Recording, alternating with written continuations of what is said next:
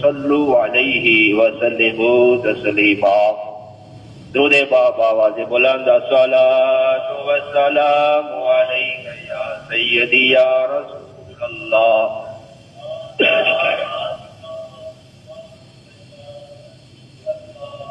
الصلاۃ والسلام علیک یا سیدی یا نبی اللہ وعلی آلک وصحابک یا نور اللہ۔ الصلاۃ والسلام علیک یا سیدی یا رحمۃ للعالمین وعلی آلک وصحابک یا خاتم النبیین۔ حضور نبی کریم رؤوف الرحیم صلی اللہ تعالی علیہ وآلہ وسلم کی بارگاہ میں درود و سلام عرض کرنے کے بے شمار فضائل احادیث و روایات میں ملتے ہیں۔ حضور تاجدار مدینہ راحت قلب و سینہ باعث نزول سکینہ صلی اللہ تعالی علیہ وآلہ وسلم نے ارشاد فرمایا، اپنی مجلسوں کو مجھ پر درود پاک پڑھ کر آراستہ کیا کرو، کیونکہ تمہارا درود پاک پڑھنا کل روز قیامت تمہارے لیے نور ہوگا۔ اللہ تبارک و تعالی ہمیں کثرت کے ساتھ درود و سلام پڑھنے کی توفیق عطا فرمائے۔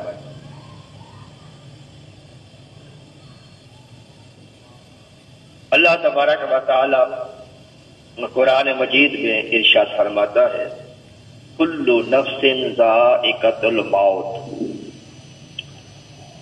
ہر جان نے موت کا ذائقہ چکھنا ہے۔ ثم الینا ترجعون، کہ تمہیں ہماری طرف پلٹنا ہے۔ موت ایک ایسی حقیقت ہے جس کا انکار نہیں کیا جا سکتا، اور خوش نصیب ہیں وہ جو مرنے سے پہلے اپنی موت، قبر، آخرت کی تیاری میں مشغول رہتے ہیں اور رب عز و جل کی بارگاہ میں سرخروئی حاصل کرتے ہیں۔ موت مومن کے لیے ایک تحفہ ہے۔ رسول نبی کریم صلی اللہ تعالی علیہ وآلہ وسلم نے فرمایا، اے لوگوں، موت کو کثرت سے یاد کرو، یہ دنیا کی لذتوں کو مٹانے والی ہے۔ اور روایت میں آتا ہے کہ جو بندہ حالت مرض میں، جس مرض میں کسی بندے کا انتقال ہوتا ہے، جو بندہ حالت مرض میں لا الہ الا انت سبحانک انی کنت من الظالمین، بیماری کی حالت میں جو بندہ یہ 40 مرتبہ پڑھتا ہے اور پھر اس کا انتقال ہو جائے، اسی مرض میں اس کا انتقال ہو جائے، میرے آقا صلی اللہ تعالی علیہ وآلہ وسلم فرماتے ہیں اللہ تعالیٰ اسے شہیدوں کی صف میں کھڑا کرے۔ ایک اور حدیث پاک میں حضور صلی اللہ تعالی علیہ وآلہ وسلم ارشاد فرمایا کہ جو روزانہ 20 مرتبہ، ایک روایت میں 25 مرتبہ اپنی موت کو یاد کرتا ہے، اسے بھی اللہ تعالیٰ کل روز قیامت شہیدوں کے صف میں کھڑا کریں گے۔ بلکہ آپ نے کہ دعا تعلیم فرمائی موت کی یاد کے حوالے سے، اللہم بارک لی فی الموت وفی ما بعد الموت، کہ یا اللہ میری موت میں بھی برکت ہے اور میرے موت کے بعد بھی برکت ہے۔ تو کوشش کیا کریں کہ یہ دعا بڑی آسان سی مختصر سی دعا ہے، اللہم بارک لی فی الموت وفی ما بعد الموت، کہ میری موت میں بھی برکت ہے اور میری موت کے بعد ہی مجھے برکت سے۔ مولا علی مشکل کشا رضی اللہ تعالی عنہ فرماتے ہیں کہ موت میں برکت یہ ہے کہ جو بندہ اس بندے کی نماز جنازہ ادا کرتا ہے اللہ تعالیٰ اس کی بخشش فرما دیتا ہے۔ جب پڑھنے والے کی بخشش ہو رہی ہے تو جس کی پڑھی جا رہی ہے اس کی بخشش کیوں نہیں ہوگی؟ اگر یہ دعا یاد نہیں ہو سکتی تو آپ اپنی زبان میں اردو میں کہہ لیں، پنجابی میں کہیں، اپنی موت کو یاد کریں۔ اسی لیے کہتے ہیں کہ جب بندہ مومن نماز پڑھے تو وہ جب رکوع میں جاتا ہے تو اس کی نگاہ پاؤں کے انگوٹھے پہ ہونی چاہیے، اور پھر وہ بندہ تصور کرے کہ میری روح جو ہے، میری جو جان ہے وہ انگوٹھے سے ہی نکالی جاتی ہے۔ انسان کی روح جو ہے وہ پاؤں کے انگوٹھے سے نکالنا جو ہے وہ فرشتے شروع کرتے ہیں۔ تو رکوع میں جب بندہ جائے تو تصور میں ڈوب جائے کہ میری موت، میری روح جو ہے اسی انگوٹھے سے ہی نکلنا شروع ہوگی، تو موت کو تصور آ جائے گا۔ کتنی مرتبہ رکوع کرے گا، ہر مرتبہ موت کو یاد رکھے گا، تو انشاءاللہ یہ تعداد بھی اس کی پوری ہو جائے گی موت یاد رکھنے کی، اور یہ فضیلت بھی اس کو حاصل ہوگی کہ اللہ تعالیٰ اسے شہیدوں کی صف میں کھڑا کرے گا۔ اللہ تعالیٰ ہمیں بھی اپنی موت اور آخرت کی فکر کرنے کی توفیق عطا فرمائے۔ جب مرنے والا اس دنیا فانی سے رخصت ہو جاتا ہے تو اب لواحقین ورثہ عزیز و اقارب پر اس کی تجہیز و تکفین یعنی غسل، کفن، دفن کی ذمہ داری آن پڑتی ہے، اور بہت سے ہمارے مسلمان بھائی پریشان ہو جاتے ہیں اور جگہ جگہ مدرسوں میں جا کر، مسجدوں کے جا کر دروازے کھٹکھٹاتے ہیں کہ غسل دینا ہے، مولوی صاحب کا انتظام چاہیے۔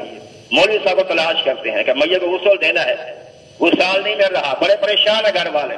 حالانکہ میت کو غسل دینا کوئی مشکل کام نہیں ہے۔ تو آج انشاءاللہ اسی ضمن میں جو ہے وہ بیان کیا جائے گا، غسل، کفن، دفن کے حوالے سے جو انشاءاللہ مسائل اور فضائل کو بیان کیا جائے گا۔ اور بعض دفعہ تو ایسا ہوتا ہے کہ گھر والے ہی اتنے خوف زدہ ہو جاتے ہیں، دہشت زدہ ہوتے ہیں اس میت سے کہ اس کو غسل دینا تو دور کی بات ہے، ہاتھ لگانا گوارا نہیں کرتا، نہ جانے پتہ نہیں ہمارے ساتھ مر جائے گا۔ لوگ دور بھاگتے ہیں، اپنے گھر والے جو کچھ دیر پہلے ان کا باپ محبت شفقت کا اظہار کر رہے تھے، مرنے جینے کی قسمیں کھا رہے تھے، جو ہی اس کی روح قبض ہوئی اس دنیا سے شروع پرواز کر گئی، اب اسے کوئی قریب نہیں جاتا، اس کو ہاتھ لگانے سے ڈرتا ہے کہ یہ میت ہے، یہ لاش ہے، ایک خوف سا بندے میں طاری ہو جاتا ہے، حالانکہ ایسا نہیں ہونا چاہیے۔ اور اسی وجہ سے پھر لوگ جیسے تیسے آتا ہے میت غسل دے کے فارغ ہو جاتے ہیں، حالانکہ میرے آقا صلی اللہ تعالی علیہ وسلم نے بالکل واضح طور پر فرمایا کہ غسل میت جو ہے وہ ایسکی کے ساتھ ہو، کیونکہ میت پہ اگر تنکا گر جائے، روایت میں آتا ہے اس کو ایسے محسوس ہوتا ہے جیسے کوئی پہاڑ اس کے اوپر گرا دیا گیا۔ اس لیے گھر کا جو قریب ترین شخص ہوگا، گھر والا فرد ہوگا، تو وہ اپنی جو یہ میت ہے اس کو آرام ایسے کے ساتھ غسل دے گا اور رکت کے ساتھ غسل دے گا، اس کی آنکھوں سے آنسو بھی جاری ہوں گے۔ مثال کے طور باپ بہت ہو گیا، بیٹا باپ کو غسل دے رہا ہے، اب باپ کی محبت بھی اس کے دل کے اندر ہے اور اسی محبت میں نرمی کے ساتھ اپنے باپ کو غسل دے گا۔ اس کے جو قریبی عزیز رشتہ دار ہیں انہیں چاہیے کہ وہ غسل اپنے ہاتھوں سے دیا جائے، اس لیے ہمیں ان کے مسائل کو جو ہے وہ سیکھنا چاہیے۔ جب قابیل نے اپنے بھائی حابیل کو شہید کیا اور ان سے پہلے کوئی فوت نہیں ہوا تھا، حابیل رضی اللہ تعالیٰ عنہ سے پہلے کوئی دنیا سے رخصت نہیں ہوا تھا، تو قبر وغیرہ دفن وغیرہ کا کوئی طریقہ کار موجود نہیں تھا۔ قرآن پاک میں یہ واقعہ موجود ہے، قابیل نے اپنے بھائی حابیل کو شہید کر دیا ایک عورت کی خاطر۔ اب اس نے اپنے بھائی کو قتل تو کر دیا، شہید تو کر دیا، اب اس کی لاش اٹھا کے کندھے پہ لے کے پھر رہا ہے، کیا کروں اس لاش کا، کہاں چھپاؤں؟ قبر کا تصور ہی نہیں تھا اس وقت کہ مرا ہوتا تو قبر بنتی۔ تو اللہ تعالیٰ نے 2 کبے بھیجے۔ قرآن پاک میں اللہ تعالیٰ فرماتا ہے سورہ مائدہ آیت نمبر 31، فَبَعَثَ اللَّهُ غُرَابًا، اللہ تعالیٰ نے کبا بھیجا، یبحث فی الارض لیریہ کیف یواری سوءۃ اخیہ، اللہ تعالیٰ نے 2 کبے بھیجے، وہ دونوں کبے آپس میں لڑنے لگے، فضا میں لڑنے لگے، اور قابیل جو قاتل ہے وہ اپنے بھائی کی لاش کندھے پہ اٹھا کے پھر رہا، اور اس نے دیکھا کبے آئے ہیں اور 2 آپس میں وہ لڑ رہے ہیں، لڑتے لڑتے ایک کبے نے دوسرے کبے کو مار دیا، وہ کبا نیچے گر گیا، اور دوسرا کبا نیچے اترا اور اس نے اپنی چونچ سے جو وہ زمین کوریدنا شروع کر دیا، گڑھا سا بنایا اس نے، اور پھر اپنی چونچ سے اس کبے کو اٹھایا، کھینچا اور اس گڑھے کے اندر ڈال کر پھر اس کے اوپر مٹی ڈال رہی۔ اب یہ سارا منظر قابیل دیکھ رہا تھا، پھر اس نے کہا قالا، وہ قابیل بولا یا ویلتا اعجزت ان اکون مثل ھذا الغراب، اے افسوس، دکھ ہے مجھ پر، میں اس کبے جیسا بھی نہ ہو سکا. اس نے اپنے بھائی کو مارا، اس نے گلا کھودا، اس کے اندر دفن تو کر دیا. میں نے اپنے بھائی کو مارا، اس کندھے کی لاش لے کے پھر رہا ہوں. مجھے اتنا خیال بھی نہیں ہے کہ اس کو دفنا ہی دوں. تب سے پھر یہ قبر کا تصور جو ہے پھر وہاں سے یہ شروع ہوا ہے. جب کسی مسلمان کا انتقال ہو جائے تو شرعی طور پر اس کی تجہیز و تکفین کا شریعت میں حکم موجود ہے. تجہیز کے لغوی معنی ہے سامان ضرورت مہیا کرنا، آراستہ کرنا. تکفین کا معنی ہے کفن دینا. مطلب یہ ہوا کہ تجہیز تکفین کا کہ میت کو غسل دینا، کفن پہنانا، نماز جنازہ پڑھنا اور کفن میں دفنانا، یہ سب امور اس میں جو تجہیز تکفین میں شامل ہے. اور مسلمان کی تجہیز و تکفین فرض کفایہ ہے. فرض کفایہ وہ ہوتا ہے جس کا کرنا ہر مسلمان پر ضروری نہیں ہوتا. جس کو پتہ چلا اور اس نے چند میں سے ایک میں ہی ادا کر دیا تو سب کی طرف سے وہ فرض ادا ہو جاتا ہے، اسے فرض کفایہ کہا جاتا ہے. جیسے نماز جنازہ فرض کفایہ ہے. اگر کسی ایک بندے نے بھی جنازہ نہ پڑھی، اس بندے کی خبر اطلاع ہونے کے باوجود اس میت کا جنازہ نہ پڑا تو سارے علاقے والے کیا ہوں گے؟ گناہگار ہوں گے. لیکن اگر کسی اس علاقے میں ایک بندے بھی نماز جنازہ پڑھ لی تو سب کی طرف سے وہ ادا ہو جاتی ہے. یہ ہوتا ہے فرض کفایہ کہ سب کو وہ کفایت کر جاتا ہے فرض.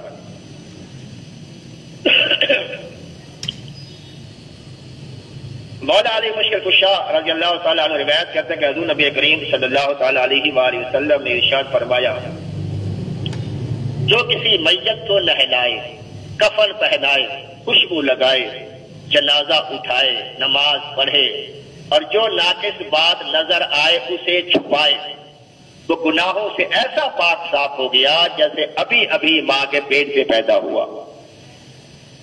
اللہ تبارک و تعالیٰ نے سیدنا موسیٰ علیہ نبینا علیہ السلام کی طرف وحی کی، اے میرے نبی موسیٰ علیہ السلام، بھلائی کی باتیں خود بھی سیکھو اور دوسروں کو بھی سکھاؤ. یہ کون کہہ رہے؟ اللہ کہہ رہے اپنے نبی کو ہماری تعلیم کے لیے. اے موسیٰ، بھلائی کی باتیں خود بھی سیکھو، دوسروں کو بھی سکھاؤ، اور میں بھلائی سیکھنے اور سکھانے والوں کی قبروں کو روشن فرما دیتا ہوں. یعنی جس کے پاس جتنا بھی علم دین ہے اسے چاہیے وہ دوسروں تک اس کو پہنچائے. بلکہ میرے آقا صلی اللہ علیہ وسلم نے دعا دی، میرے آقا فرماتے ہیں اللہ تعالیٰ اس کو خوش و خرم رکھے، اس کو ہمیشہ شاد و آباد رکھے جس نے میری طرف سے کوئی علم کی بات سنی، سیکھی اور اسے دوسرے تک اس کو پہنچا دی. بلغوا انی ولو آیا. میرے آقا فرماتا ہے کہ تمہیں ایک مسئلہ بھی پتا ہے وہ بھی دوسرے تک اس کو پہنچا دو. جتنا دین کا علم آتا ہے دوسرے تک پہنچاؤ، یہ ہماری ذمہ داری ہے.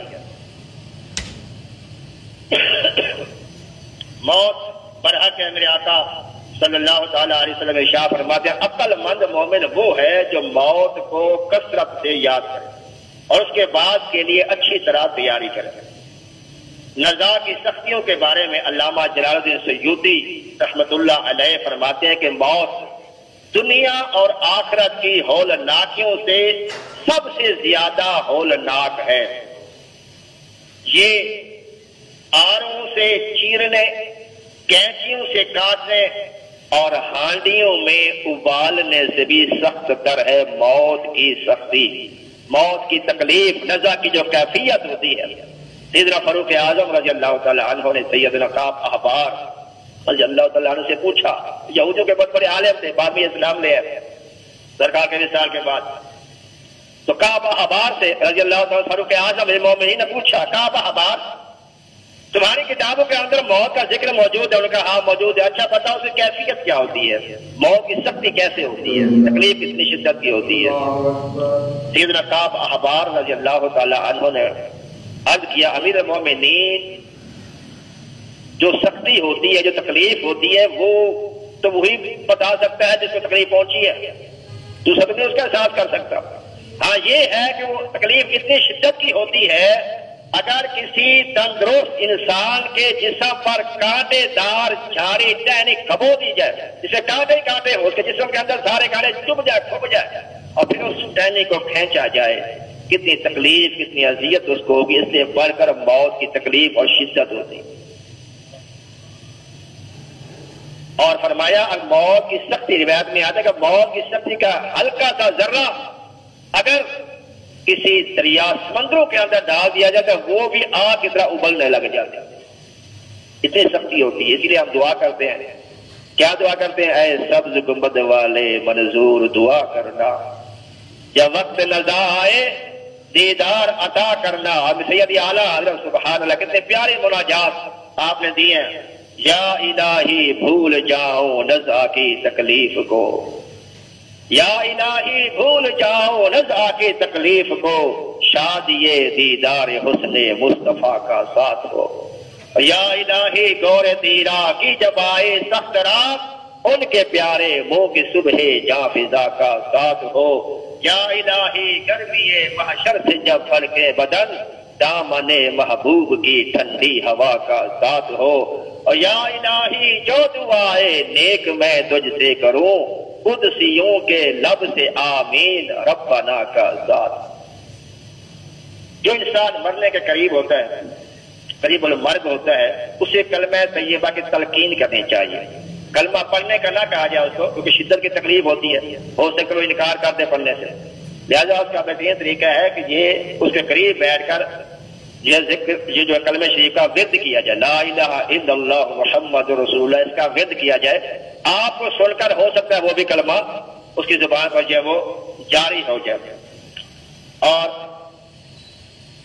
جب آپ یہ کہیں گے تو انشاءاللہ اس کا خاتمہ جو ہے وہ ایمان پر ہی ہوگا۔ موت کے وقت حیض و نفاس والی عورتیں اس کے پاس حاضر ہو سکتی ہیں۔ مکان میں کوئی تصویر یا کتا ہو تو اسے نکال دینا چاہیے۔ یعنی میرے آقا صلی اللہ علیہ وسلم فرماتے ہیں کہ لا تدخل الملائکۃ بیتن فیہ کلب ولا تصاویر، اللہ تعالیٰ کی رحمت کے فرشتے وہاں پر نہیں آتے جہاں کتے یا تصاویر ہوتی ہے۔ لہذا اگر گھر میں کوئی ایسی تصاویریں ہیں جانداروں کے، پرندوں کی، جانوروں کی یا انسانوں کی، گھر والوں کی، فیملی کی تصویریں، لڑکیاں، بعض لوگ پیروں کی تصویریں لگا لیتے ہیں، یہ بھی جائز نہیں ہے۔ جتنے بڑے سے بڑا پیر بھی ہو تو اس کی بھی تصویر باعث برکت نہیں ہو سکتی، اس کی ذات باعث برکت ہو سکتی ہے، اس کی تصویر باعث برکت نہیں ہو سکتی، اس لیے کہ میرے آقا نے تصویر سے منع فرمایا ہے۔ تصویریں وغیرہ ہیں تو اس کو ہٹا دیا جائے تاکہ رحمت کے فرشتوں کا داخلہ جو وہ اندر آ جائے، وہ آسانی کے ساتھ روح جو ہے وہ قبض ہو جائے۔ بلکہ غالباً 98 یا 99 کا واقعہ ہے کہ ہمارے علاقے میں ایک مسجد کے پاس یہ گھر تھا، وہ لڑکی جو ہے تقریباً 22 دن اس نزا کی کیفیت کو ستا رہی، روح اس کی قبض نہیں ہو رہی تھی، جان نہیں نکل رہی تھی، تقریباً شدت میں تھی بیچاری، پٹھان فیملی تھی وہ۔ اور ہمارے حضرت صاحب کے پاس ہے کہ حضور اس طرح 22 دن ہو رہی ہیں، وہ تڑپ رہی ہے، جان قبض نہیں، روح قبض ہو رہی، جان نہیں نکل رہی ہے، اس کی بڑی شدت تکلیف میں ہے۔ تو ہمارے حضرت صاحب ماشاء اللہ تعالیٰ ان کو کرور جنت رسید پر وصال ہو گیا ان کا، علامہ ارشد قادری رحمۃ اللہ علیہ۔ انہوں نے فرمایا کہ گھر میں کوئی تصویریں تو نہیں لگی ہوئی؟ انہوں نے کہا ہاں گھر والوں کو فیملی کی تصویریں کچھ لگی ہیں۔ فرمایا ان کو ہٹاؤ۔ یقین کرے جو ہی گھر والوں نے جا کر وہ تصویریں گھر سے باہر پھینکی ہیں، اس کی روح آسانی کے ساتھ قبض کر لی۔ لا تدخل الملائکۃ بیتن فیہ کلب ولا تصاویر، جہاں کتا ہو، شوقیہ کتا جو پالتے ہیں، حفاظت کرنے، اور اکثر لوگ اب کیونکہ وہ دور ہی نہ کتا حفاظت کے لیے پالنے کا، شوقیہ لوگ کتے پالتے ہیں۔ اور میں نے کیسے ایسے لوگوں کو بھی دیکھا ہے کہ جو کتوں کو چوم رہے ہوتے ہیں، چاٹ رہے ہوتے ہیں کتوں کو، یہ حال ہے۔ اللہ تعالیٰ ہمیں سمجھ آتا ہے۔ فرمایا جہاں کتا ہو، تصویریں ہوں، اور رحمت کے فرشتے نہیں آتے، تصویریں وغیرہ جو ہے اس کو ہٹا لیجیے۔ اور جنبی شخص بھی کوشش کرے قریب نہ آئے کہ رحمت کے فرشتوں کی، میرا فرمایا جہاں جنبی شخص ہوتا ہے، ناپاک شخص ہوتا ہے، وہاں بھی رحمت کے فرشتے نہیں آتے۔ اس سکرات موت کے وقت سورۃ یاسین اور سورۃ رعد کی تلاوت کی جائے۔ میرے آقا نے تلقین کیا کہ مرنے والے قریب سورۃ یاسین کی تلاوت کی جائے، اس میں موت میں آسانی ہوتی ہے۔ جب روح نکل جائے منہ اور آنکھیں بند کر دیں اور یہ پڑھیں بسم اللہ وعلی ملت رسول اللہ صلی اللہ علیہ وسلم۔ میت کے پاس قرآن پاک کی تلاوت کرنا جائز ہے جبکہ میت کا بدن کپڑے سے ڈھکا ہو۔ میت کو غسل دینا فرض کفایہ ہے، اب اس کا طریقہ بھی جو ہے وہ سماعت کر لیں۔ نہلانے والا باطہارت ہو، اگر جنوبی بھی غسل دے، جس کا غسل واجب ہے وہ بھی غسل دے تو بھی غسل ہو جائے گا، مگر یہ مکروہ ہے۔ بے وضو نے اگر میت کو غسل دیا تو بھی غسل ہو جائے گا اور یہ مکروہ بھی نہیں ہے۔ اگر بتیاں یا لوبان جلا کر 3 یا 5 بار غسل کے تختے کو دھونی دے، اگربتی جلا کے جو تختے پہ میت کو لٹایا ہوا غسل دینا ہے اس کے ارد گرد اگربتیوں کو گھمایا جائے، پھر میت کو تختے پر لٹائے، گھٹنوں سمیت ناف تک جسم موٹے کپڑے سے ڈھانپ دیں۔ بعض لوگ یہ لٹھے کا سفید کپڑے پر ڈال دیتے ہیں، اس سے بے پردگی ہوتی ہے، تاکہ پانی پڑے گا تو وہ کپڑا جو اس کے ساتھ اعضاء کے ساتھ چپک جاتا ہے، پھر بے پردگی زیادہ ہوتی ہے، لہذا اس کے ایسے موٹا کپڑا ہو کہ اس کی بے پردگی میت کی نہ ہو، موٹے کپڑے سے جسم کو ڈھانپا جائے۔ اور میت کے کپڑے آہستگی سے نرمی سے اتارے، ہاں مجبوری میں کپڑے کینچی وغیرہ سے کاٹے جا سکتے ہیں، کوشش کرے کہ ان کو کاٹنا نہ پڑے، کیونکہ یہ بھی اسراف ہے، ضائع کرنا ہے، اور مال ضائع کرنا یہ شریعت میں منع ہے۔ جہاں تک ہو سکتا ہے آسانی کے ساتھ کپڑے اتار لیے جائیں، اگر آسانی کے ساتھ نہیں اتارا تو پھر ان کو کینچی وغیرہ سے کاٹ کے اتارا جائے۔ اب نہلانے والا اپنے ہاتھ پر کپڑا لپیٹ کر میت کو استنجا کرائے، پھر منہ دھوئے، پھر کونیوں سمیت دونوں ہاتھ بازو دھوئے، پھر سر کا مسح کرے، پھر 3 بار دونوں پاؤں دھوئے۔ میت کے وضو میں پہلے گٹوں تک ہاتھ دھونا نہیں ہے، کلی کرنا، ناک میں پانی چڑھانا بھی میت کے ذمہ نہیں ہوتا، ہاں روئی وغیرہ جو ہے وہ گیلی کر کے میت کے دانتوں پر پھیر لی جائے، ناک کے اندر جو ہے وہ پھیر لی جائے۔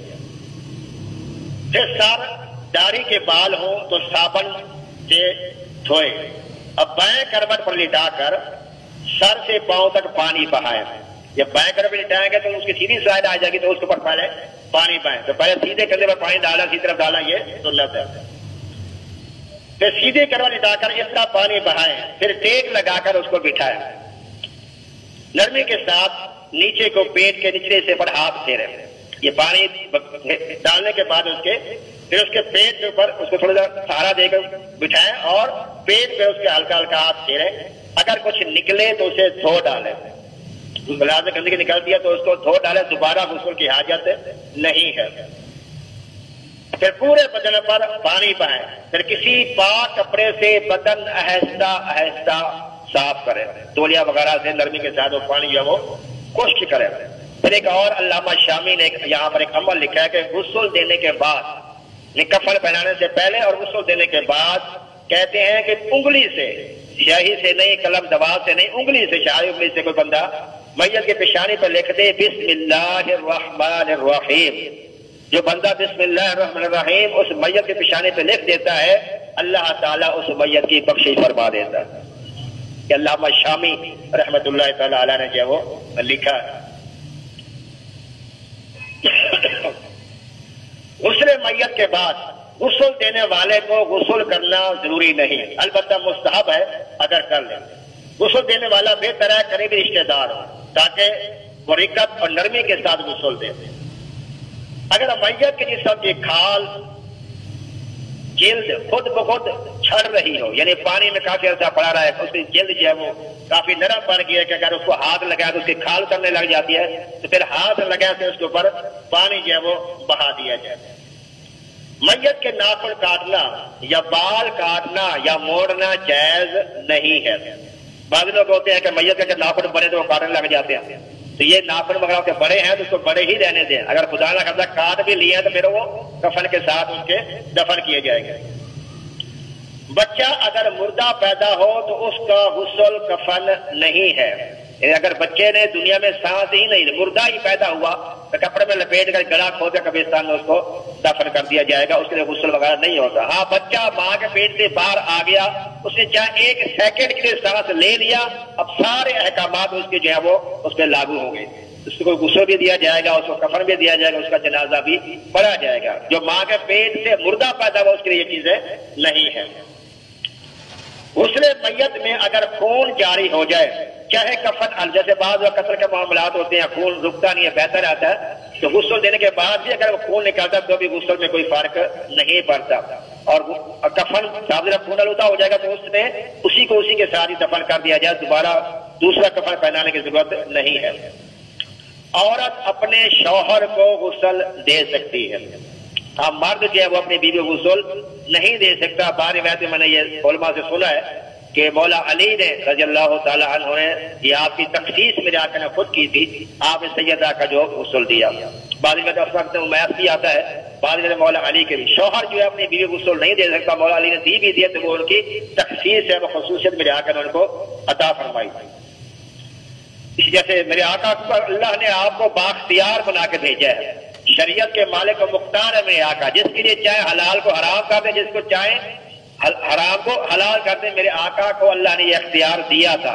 حالانکہ قرآن کے اندر 4 نکاح باید وقت کیے جا سکتے ہیں، ایک مسلمان ایک وقت میں 4 بیویاں رکھ سکتا ہے، لیکن مولا علی کے لیے میرے آقا نے فرمایا کہ علی جب تک میری بیٹی فاطمہ تیرے نکاح میں ہے تو دوسری نکاح کرنا تیرے لیے جائز نہیں ہے۔ قرآن 4 کی اجازت دے رہا ہے، میرے آقا مولا علی کے لیے مخصوص کر رہے ہیں کہ وہ ایک کے بعد دوسرا نکاح سیدہ کی موجودگی میں نہیں کر سکتے۔ اس میں کئی حکمتیں ہیں، میرے آقا نے کیوں نہ فرمایا۔ بعض لوگ اس سے بھی اعتراض کرتے دیکھو جو سرکار نے اپنی بیٹی کا گھر بچانے کے لیے کہا کہ دوسرا نکاح نہ کرنا آ جائے، حالانکہ ایسی بات نہیں تھی۔ میرے آقا تو سبورات سے ہی پاک ہے، معصوم ہے آپ سے ان باتوں سے، ایسی سوچ سے میرے آقا محفوظ ہے، معصوم ہے میرے آقا صلی اللہ علیہ وسلم۔ اصل میں حکمت زیادہ یہ جو سمجھ آتی ہے وہ یہ ہے کہ قرآن یہ کہتا ہے کہ جب تم نے دوسرا نکاح کرنا ہے اس کی اللہ نے ایک شرط رکھی ہے کہ تم اس کے اندر انصاف بھی کرو گے، عدل بھی کرو گے، ان دونوں کے درمیان برابری کا حقوق دو گے تو تم دوسرا نکاح کر سکتے ہو۔ پھر 2 کرو، 3 کرو، 4 کرو، لیکن حقوق سب کو برابر دینے پڑیں گے۔ میرے آقا نے فاطمہ کے ہوتے ہوئے دوسرا نکاح اس لیے بنا فرمایا کیا رسول اللہ کی بیٹی کے برابر کسی اور کی بیٹی ہو سکتی ہے؟ جبکہ اور بیٹی ہو نہیں سکتے، میرے آقا کس طرح کی اجازت دوسری نکاح کرنے کا؟ پھر سیدہ فاطمہ کے نکاح کے بعد مولا نے نکاح کیے بھی ہے۔ برابر تو شوہر اپنی بیوی کو غسل نہیں دے سکتا، بیوی اپنے شوہر کو غسل دے سکتی ہے۔ شوہر اپنے بیوی کو جنازے کو کندھا دے سکتا ہے، قبر میں بھی اتار سکتا ہے، منہ بھی دیکھ سکتا ہے، مگر غسل نہیں دے سکتا، اور بلا حائل بدن بھی نہیں چھو سکتا۔ اب کفن پہنانے سے جس میں نے بتایا یہ عمل کوشش کیا کرنے کہ یہ بسم اللہ شریف والا جو ہے وہ کفن پہنانے سے پہلے یہ عمل کرنا ہے، اور اس کی پیشانی پہ میت پہ لکھنا ہے بسم اللہ الرحمن الرحیم۔ میرے آقا صلی اللہ تعالیٰ علیہ وآلہ وسلم نے ارشاد فرمایا جس نے کسی میت کو کفن پہنایا اللہ تعالیٰ اسے جنت کا انتہائی نفیس ریشمی لباس عطا فرمائے گا۔ الحمدللہ کئی مسلمانوں میں یہ ہوتا ہے کہ وہ میت کے لیے اپنی طرف سے غسل کو جو کفن وغیرہ کا اہتمام کرتے دیتے ہیں، یہ اچھی بات ہے۔ میرے آقا فرمایا جو کسی کو کفن پہنائے کفن دے، فرمایا اللہ تعالیٰ اسے جنت کا اعلیٰ لباس عطا فرمائے گا۔ اور میت کے دونوں ہاتھ کروٹوں پر سائڈوں پر اس کے ہاتھ رکھے جائیں۔ بعض لوگ ہاتھ آج باہر کے اسے سینے پہ رکھ دیتے ہیں، ایسے نہیں بلکہ اسے کروٹوں پہ میت کے ہاتھ جو وہ رکھے جائیں گے۔ اور کفن جو ہے وہ اچھا ہونا چاہیے، یعنی جس طرح کا لباس مرنے والا عیدین کے موقع پر جمعے کے موقع پر پہنا کرتا تھا انتہائی صاف ستھرا، اس طرح کا لباس جو ہے وہ اس کو کفن میں دیا جائے۔ زیادہ بہتر جو ہے وہ سفید، میرے آقا نے ترغیب دی کہ سفید کپڑوں میں جو ہے بندے کو کفن دیا گیا۔ مرد کے کفن کے 3 کپڑے ہوتے ہیں، لفافہ، ازار اور قمیص، یہ سنت ہے۔ اور عورت کے لیے 5 کپڑے ہیں، لفافہ، ازار، قمیص، سینہ بند اور اوڑھنی۔ کفن آب زمزم یا آب مدینہ وغیرہ سے تر کیا ہوا ہو تو یہ عظیم سعادت ہے، بلکہ باعث برکت ہے۔ اور حدیث کے اندر اس بات کی جو ہے وہ موجود ہے بات کہ صحابہ کرام برکت کے لیے، جیسے سیدہ خدیجہ کے بارے میں آتا ہے کہ آپ کو مثال ہونے لگا اپنی بیٹی فاطمہ رضی اللہ تعالیٰ عنہ کو بھیجا کہ جاؤ اور اپنے بابا جان محمد رسول اللہ صلی اللہ علیہ وسلم سے عرض کرو کہ آپ اپنا تہبل جو ہے وہ میرے کفن میں عطا فرمائیں۔ سیدہ فاطمہ بچی تھی ابھی اس وقت، تو آپ آئیں اور حضور نبی کریم سے عرض کیا کہ بابا جان امی جان کہہ رہے کہ مجھے آپ تہبل جو ہے کفن کے طور پر جو ہے وہ دیں۔ تو یہ کہہ کہ وہ واپس پلٹی تو میرے آقا کے پیچھے چل پڑے، اور آقا سیدہ خدیجہ رضی اللہ تعالی عنہ سے میرے آقا صلی اللہ تعالی وسلم نے فرمایا خدیجہ تو نے مجھ سے میرا تہبند مانگا ہے؟ آج کہ ہاں یا رسول اللہ، تہبند مانگا کہ برکت کے لیے اس کو میں لے لوں۔ تو میرے آقا نے فرمایا خدیجہ خدا کی قسم اگر آج تو محمد کی جان بھی مانگتی جلد بھی مانگتی وہ بھی تجھے اتار کے دے دیتا۔ کمال محبت کا آپ نے اپنی زوجہ کے ساتھ یہ وہ آپ نے اظہار فرمایا میرے آقا صلی اللہ تعالی علیہ وسلم نے، اور ہمیں بتایا کہ اپنی بیویوں کے ساتھ کیسا اسے سلوک کرنا چاہیے۔ میرے آقا فرماتا وہ انسان بہت بہترین ہے جو اپنے گھر والوں سے اچھا سلوک کرنے والا ہے، گھر والوں سے ہمیشہ اچھا سلوک کرنا چاہیے۔ تو کفن بنانے کا طریقہ جو ہے وہ بھی سن لیں۔ کفن کی چادر جو بڑی چادر ہوتی ہے 4 بئی پر بچھائیں، پہلے لفافہ یعنی بڑی چادر کو لفافہ کہتے ہیں، جو میت کے قد سے تھوڑی بڑی ہوتی ہے تاکہ سر اور پاؤں کی طرف سے گرا لگائی جا سکے، پہلے وہ 4 بئی پہ بچھائیے چادر۔ اس کے بعد تہبند جو اس چادر سے تھوڑی چھوٹی ہوتی ہے وہ بچھائیں، پھر اس کے اوپر کفنی، اور یہ آگے پیچھے برابر ہو۔ بعض جگہوں پر کفنی جو لوگ بناتے ہیں وہ آگے والے حصہ تو گھٹنوں تک ہوتا ہے، پچھلی سائڈ وہ کم کر دیتے ہیں، تو دونوں سائڈیں جو ہیں وہ کفنی میں برابر ہونی چاہیے۔ اب میت کو لیٹائیں، پہلے کفنی پہنائیں اور داڑھی یا ٹھوری اور جسم پر خوشبو لگائیں، کافور لگائیں، پھر تہبند الٹی جانب سے سیدھی جانب اور پھر سیدھی جانب سے الٹی جانب، تاکہ دائیں حصہ اوپر رہے، یعنی پہلے بائیں طرف سے چادر جو ہے چادر کا حصہ وہ ڈالیں، پھر جو ہے وہ دائیں طرف والا، تاکہ دائیں طرف والا جو حصہ وہ اوپر رہے، اور اس کے بعد یہ سر سے اور پاؤں کی طرف سے جو گرا لگا دیجیے۔ علماء مشائخ کو امامہ کے ساتھ دفن کرنا جائز ہے۔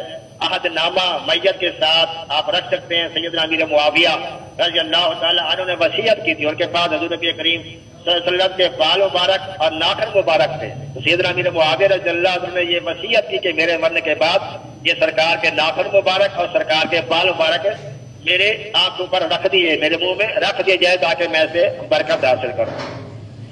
نماز جنازہ بھی یہ فرض کفایہ ہے، چند بندوں میں سے ایک بندے نے بھی ادا کر دی تو سب کی طرف سے وہ ادا ہو گیا۔ اور یہ مسئلہ یاد رکھے، جس نے خودکشی کی ہو، حالانکہ اس نے بہت بڑا گناہ کیا ہے، مگر اس کی بھی نماز جنازہ ادا کی جائے گی، اس کا بھی غسل کفن سب ادا کیا جائے گا۔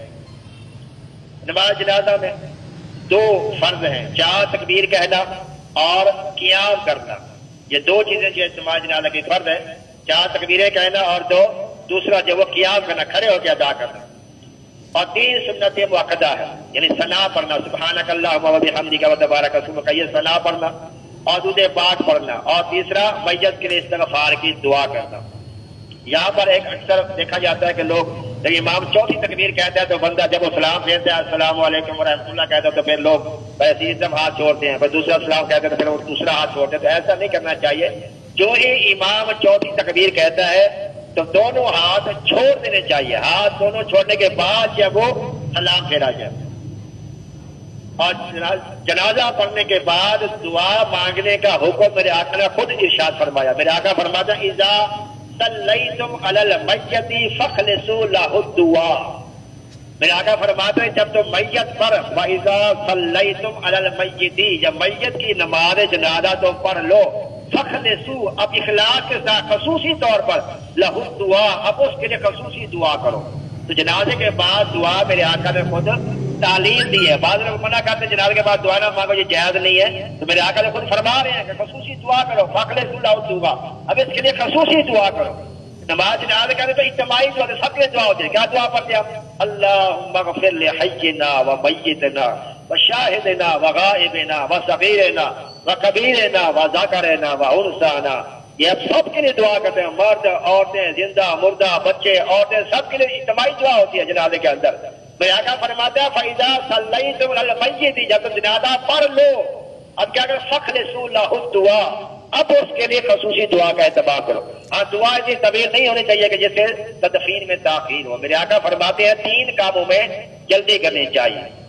فرمایا جب نماز کا وقت ہو جائے اس کو جلدی ادا کرنے کی کوشش کی جائے۔ فرمایا جب تمہاری بچی جوان ہو جائے، بالغ ہو جائے، مناسب رشتہ دے کے اس کا نکاح کر دو۔ تیسرا فرمایا جب جنازہ تیار ہو جائے تو فوری طور پر اس کو دفن کر دیا جائے۔ زیادہ دیر جنازے کو نہیں رکھنا چاہیے، میت کو زیادہ دیر نہیں رکھنا چاہیے۔ ہمارے بہت سے لوگ جو ایسے کرتے ہیں کہ کسی کا باپ یا کسی کا بیٹا یا بھائی بیرون ملک رہتا ہے، لندن، امریکہ، چائنا کہیں رہتا ہے وہ، تو میت کو وہ کولڈ اسٹوریج میں رکھ دیتے ہیں، سرد خانے میں، مردہ خانے میں رکھوا دیتے ہیں، وہ آئے گا تو پھر دوبارہ اس کا جو چہرہ دیکھیں گے تو پھر دفن کریں گے۔ تو یہ میت کو سخت تکلیف دینے والی بات ہے، اور شریعت میں یہ بات منع ہے، گناہ ہے۔ میرے آقا صلی اللہ علیہ وسلم فرماتے ہیں کہ میت کے اوپر اگر تنکا بھی گر جائے، میرے آقا فرماتے ہیں وہ تنکا گرنا اس کے لیے ایسے ہوتا ہے جیسے کسی نے پہاڑ اس کے اوپر گرا دیا ہو۔ ہم 1 منٹ کے لیے برف کا ڈھیلا اپنے ہاتھ میں رکھ کے دیکھیں، پتہ لگ جائے گا برف کی کیا ہوتی ہے۔ بلکہ جہنم کے اندر ایک سخت عذاب یہ بھی ہے سردی کا، ٹھنڈک کا عذاب بھی جہنم کے اندر اللہ نے رکھا ہے. تو ہم اپنے مردے کو، جو زندہ انسان برف اپنے ہاتھ میں چند منٹ نہیں رکھ سکتا، اب اپنے مردے کو جس کے بارے میں آقا خود فرما رہے ہیں کہ تنکے کی تکلیف اتنی ہے کہ پہاڑ کے برابر کو محسوس ہو رہی ہے، تو آپ نے اس کو مردہ کھانا جو ہے سرد کھانا باپ اس کو رکھا ہوا ہے. اور میں نے ایک بندے کو غصہ دیا، یقین کرے وہ اسی طرح وہ ایک رات سرد کھانے میں رہا، برف کھانے میں رہا، وہ بالکل اکڑا ہوا جسم تھا اس کا، میں اس کا ہاتھ نہیں لگا سکتا، اتنا ٹھنڈا تھا جسم.